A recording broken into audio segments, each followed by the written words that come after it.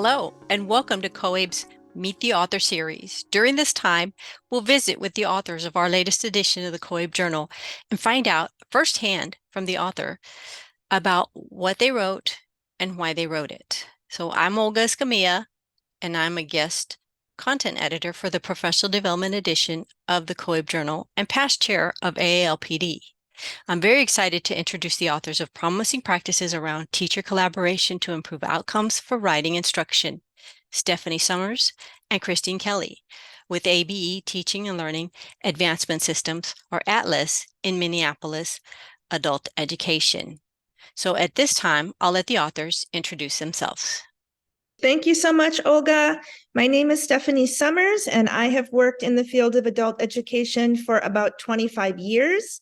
I live and work in Minneapolis, Minnesota. I work for the Minneapolis Public Schools District.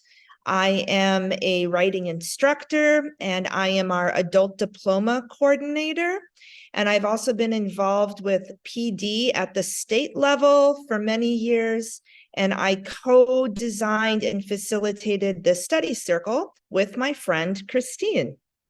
Thanks, Stephanie. I am Kristine Kelly, and I am the literacy coordinator for the Minnesota Adult Education System. I'm housed at ATLAS, which is at Hamline University in St. Paul. I've been in adult basic education for 26 years and recently left the classroom after many years of doing high school equivalency, preparation, diploma, English language, lots and lots of writing over the years. I currently am working on my dissertation, which has to do with writing in the adult ed system.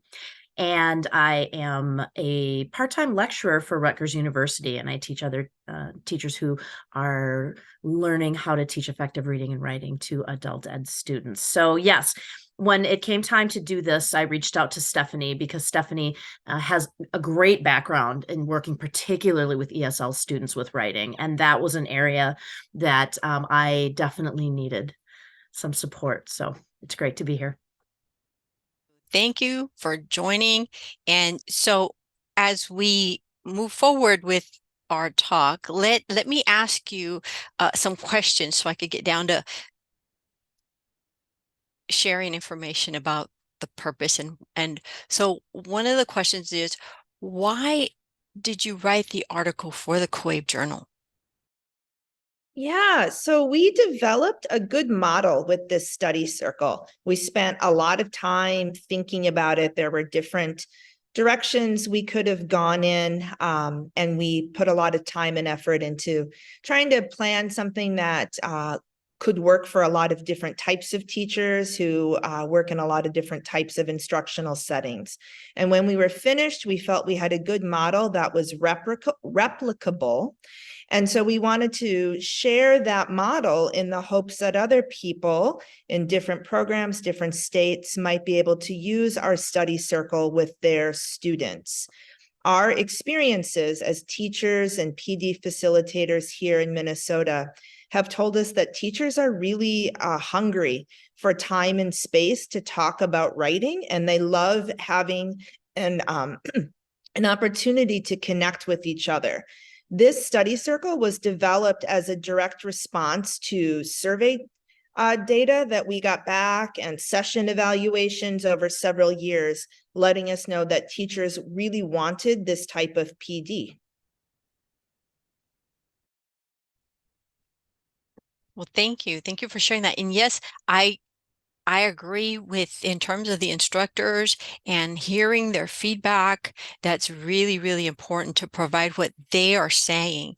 And one of the things that interested me about the article was the whole aspect of the study circle, because many times programs want to do something like this, and you have provided that information, that avenue for those that may want to try something like this, as you said, to have that structure and to have that information about how this is run. So you kind of did mention a little bit about the benefits and what have you. So how will adult education practitioners benefit from reading this article, and how will that benefit their learners? Well, one of the big benefits we hope for is that again, teachers are going to see and programs are going to see the value of creating this space. We've had 2 study circles. I'm in the middle of another one right now. And overwhelmingly, teachers have said that a great benefit is just being able to have that space to talk together, to share ideas together, to learn together, and to try things. So we want teachers and programs to see the value in creating that space to talk about writing in particular. And we want a benefit, again, is to remind people that investing in practitioner PD results in better outcomes for learners. We know from talking to our own colleagues, in my role as a PD developer and provider in Minnesota, many teachers want the space. Many teachers want writing, PD in particular. And so we recognize that many educators in adult education might not have a formal writing background. We often teach outside of our area. We're known for being generalists. So a benefit is also to support them, these teachers, to feel more confident in teaching writing and to be more knowledgeable in teaching writing. And PD like this helps to close those gaps. So ultimately, if teachers feel more confident and knowledgeable, we know that that should trickle down to learners. And we know that learners need writing for not just the workplace, not just for post-secondary, but just for everyday life and to express themselves. So we know that teachers need more ideas to bring writing to the classroom. And so the benefit is, again, more confident, knowledgeable teachers, more teachers hopefully teaching writing, and students developing writing and becoming confident themselves in writing. That sounds great. So one of the things that I want to add about what you just said, and you brought that to my mind, is many times when we have our professional development events, teachers want to talk to each other. They want to be able to share what they're doing, what works best, what didn't work. So through these study circles, I can see and hear, and what I read through your article is how this is working. And you also made another good point about many times our instructors come in and they're not educators. They want to teach. And so this is a great avenue again for that, learning this piece, sharing and delivering for the benefit of our students. Okay, so what do you hope that the readers are going to take away from this article? Well, I think a big takeaway for us, something we're hoping to convey, is that there's a sense of empowerment that comes from letting teachers come together to talk about their craft. A lot of the feedback that we received from our study circle participants was that it was really validating for them to be in a space with other teachers, to be sharing ideas, and that idea that you're hearing from others, oh, I do that, or that's worked for me too. And so sharing ideas, sharing that validation, I think contributes to that sense of empowerment, and it gives teachers the desire to do more writing instruction.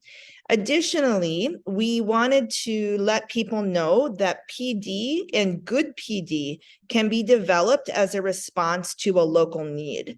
When it came time for us to work on this study circle, we didn't go out and look for a high-priced consulting firm. We didn't look for something that was already packaged. We wanted to develop it according to what we know our teachers are looking for. And so we just want to say quality PD does not need to cost a lot of money. And when given the opportunity, teachers can make great leaders. In our study circle, the experts were not Kristine and I. It wasn't necessarily the text that we were reading. It was the study circle itself. That collective expertise is really powerful. Thank you, Stephanie. I really like that, the teachers as leaders. That is so important. And what I find in terms of having our teachers facilitate, they do become leaders, and they do make things happen for each other. So great idea. And thank you for putting it on paper and sharing it in your article. We really appreciate that. And when I saw this, I was like, oh my goodness, this is exactly what we're looking for professional developers to share with others throughout the nation so that we'll know what's happening. You already have a structure and we can implement this anywhere that we determine that we need to in terms of different states and different programs. So this is great. So as we conclude, do you have any additional comments that you'd like to share? I think Stephanie really captured it with this idea of collective expertise. And many times we focus on the research. I love research. I know that, but we also have educator expertise and experience that's very, very hard won over time. And we need to harness that. And we can't always wait for the PD that we need. There isn't always going to be a involved professional development year-long cohort, or something that is a conference, or something that's big and planned and a very large experience. We can't always wait. As Stephanie said, need-based, really important. And one of the great things that that's happened in these study circles is many times teachers have been validated that they're actually doing more writing instruction than they think they are. And I think that's so important, to create a situation where teachers are feeling validated, because I think a lot of the times we feel like we could be doing more and more and more, but to know that we are in fact already doing some things that are considered best practices in writing, and writing specifically how through even small tweaks we can really increase the amount of writing that students are doing and the quality of writing in the classroom. So just really taking it upon ourselves to create PD, and not always wait for other people to respond to our needs. We can respond to our needs with our own professional expertise and wisdom. Thank you. Thank you for saying that, Kristine, because yes, it's not always us that that gives. It's like you said, those practitioners, they're out there with the students, and they're going to share with us what they need, and we're going to facilitate that learning throughout for all of our instructors. So I look forward to having this article come out in the journal and having others throughout, like I said, throughout the nation read this, learn from this, and be able to duplicate this in their programs, in their states, in their regions, or what have you. So thank you both, Stephanie and Kristine, for sharing. Thank you so much, Stephanie and Kristine, for your contributions. I just want to remind everyone that you can view the COABE journal and learn more about how to receive a copy at coabe.org and click on the COABE journal link. Thank you so much.